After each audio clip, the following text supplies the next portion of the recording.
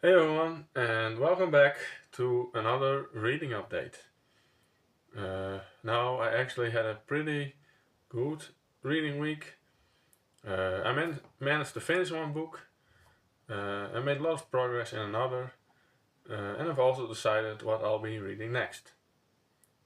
But the first thing I finished was The Republic of Thieves by Scott Lynch, and that is the third book in the Gentleman Bastard series.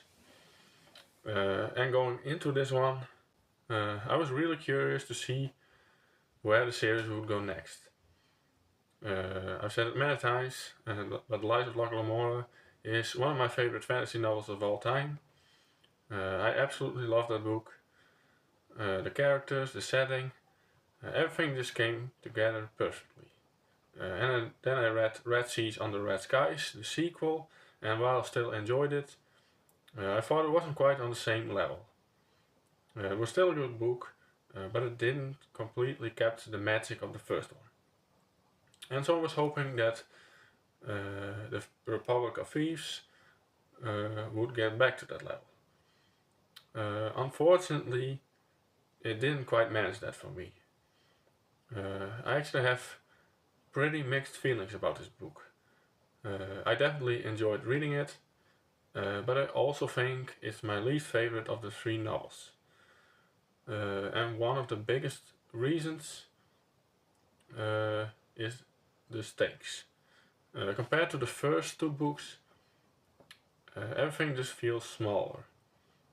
The first novel had enormous consequences if things went wrong, and the second book also had a constant feeling that the characters were in danger. And here the conflict is much more personal and much less dramatic. And that isn't necessarily a bad thing, but for me it meant there wasn't quite the same tension that just kept me going through the pages. And another thing I expected was a lot more political intrigue. Uh, without spoiling anything, the setup of the story made me think politics would play a much bigger role in it than it eventually did. I was expecting complicated schemes, shifting alliances, and clever political maneuvering between different factions. And there is some of that, but nowhere near as much as I had imagined. And the story went in a different direction than I expected.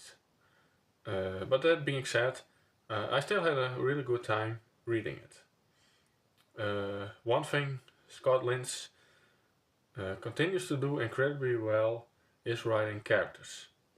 Locke and Jean remain one of my favorite duos in fantasy, and their friendship is still the heart of these books. No matter what ridiculous situations they find themselves in, their conversations always feel believable and entertaining. And I also love how naturally the dialogue flows. There are so many conversations where nothing particularly exciting is happening, but it's still enjoyable because the characters have such distinct personalities. And then there is Scott Lynch's uh, writing style. At this point, I think he has become one of my favorite writers. His writing never feels overly complicated, but it always feels polished. He has a way of describing people and places that makes the world come alive without spending pages on unnecessary description. And the pacing also works really well. Even slower scenes rarely feel boring because the writing itself is so enjoyable. And sometimes you come across authors where you're just happy to keep reading because every page is so well written. And Scott Lynch has definitely become one of those authors for me.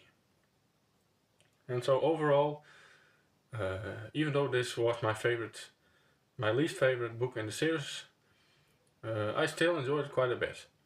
And I can definitely understand why people love the series so much. And whenever the fourth book may come along, I'll certainly be reading it. And after I finish that book, I plan to continue my journey through the Forkozen saga by Lewis McMaster Beyond. The next book in publication order is Falling Free. But unfortunately, that didn't happen. I actually completely forgot to check whether my library actually had a copy. And when I searched for it, I discovered they didn't have a ebook available. And I also looked at buying the ebook myself, but it's around 10 euros, and honestly that's just a bit more than I want to spend on a single ebook. I mostly read through my library these days because it's simply much cheaper, and buying every single book I want to read quickly becomes an expensive hobby. But yeah, luckily Falling Free is a standalone novel within the Forkozen universe. It's connected to the larger universe, but it doesn't directly continue the main Forkozen story. So skipping it for now shouldn't cause too many problems. And I'll probably return to it someday if I manage to find a cheaper copy, or if my library eventually adds it to their collection. But for now, I decided to simply continue with the rest of the series instead of waiting. And that brought me to my current read, which is Desolation by Yoshiki Tanaka, the 8th novel in the Legend of the Galactic Heroes. And I've mentioned before how much I've been enjoying this series, and honestly this book is just continuing that trend. It's actually been really enjoyable so far.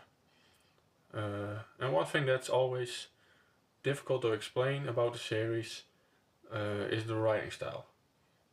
But this book is probably the driest page turner I've ever read.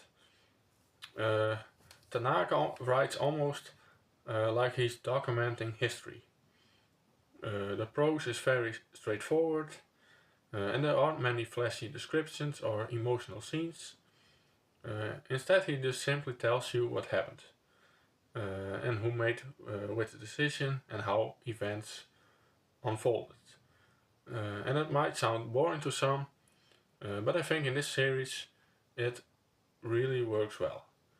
And that's also because every political decision has consequences, and every military battle changes the balance of power, and every conversation feels important because you know it might influence events hundreds of pages later. Yeah, before you know it, you've read another 50 pages because you desperately want to know what happens next. And I keep telling myself I'll stop after one more chapter, but then another important event happens, and another fleet starts moving, or another political crisis appears, and suddenly I've read much more than I planned. And I think it's honestly impressive how exciting Tanaka can make meetings between politicians and military commanders. Normally those kinds of scenes would slow a book down, but in this series they're often the most exciting parts. And I'm really looking forward to seeing how this novel ends, because the series feels like it's steadily building towards something bigger with every book. And if the quality stays this high, I can see it becoming my favorite science fiction series of all time. And then finally, let's talk about what's coming next. My next book will be Mars by Ben Bova. And this choice actually comes from my recent Q&A video. Someone asked me what I thought about Ben Bova's books, And the problem was that I had never actually read one.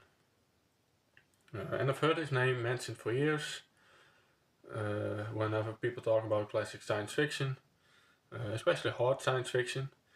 But yeah, somehow I've never really picked up one of his novels. So I promised in that video that I would finally give him a try. And I decided to start with Morse, which is part of his Grand Tour series. And the Grand Tour books all take place in the same future, focusing on humanity expanding throughout the solar system. Different books explore different planets and different scientific missions. And Mars follows a team of scientists exploring the surface of Mars. And I think that sounds exactly like the kind of science fiction I enjoy. I tend to love stories that focus on exploration and scientific discovery and the challenges of surviving in space. So hopefully this will be a good introduction to Ben Bova's work.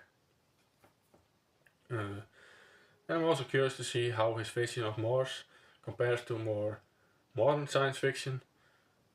Technology and our understanding of the planet have changed quite a lot since this book was written.